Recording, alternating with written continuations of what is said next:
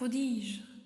Il semble que la nuit ait dénoué sa ceinture et qu'en écartant ses voiles, elle ait laissé pour se jouer sur la terre tomber toutes les étoiles.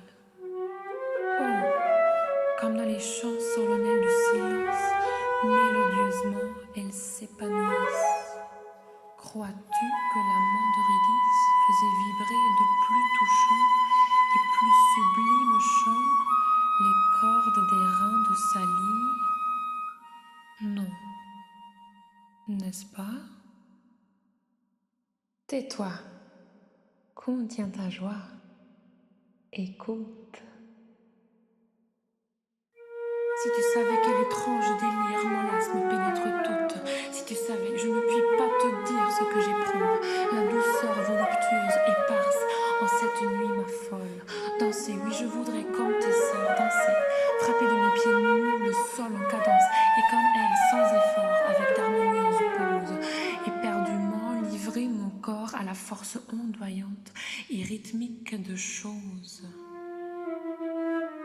Celle-ci, dans sa grâce légère, élève vers le ciel là-bas, ses yeux bras ressemblent au bord des calmes eaux, où elle se reflète un grand oiseau impatient de la lumière.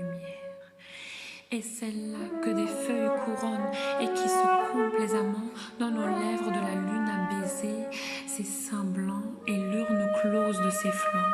Et cet autre tout près qui lascive, sans feinte, se roule sur ce lit des rouges hyacinthes. Et cet autre dont on ne voit plus que les yeux étinceler tels deux taches de soleil dans la frondaison de ses cheveux qui l'enveloppent et la cachent. Par la chair d'elle toute coule un feu divin, et de l'amour de Pan toutes sont embrasées. Et moi, la même ardeur s'insinue en mes veines. Au Pan, les sons de ta syrinx, ainsi qu'un vin trop odorant et trop doux, m'ont grisé.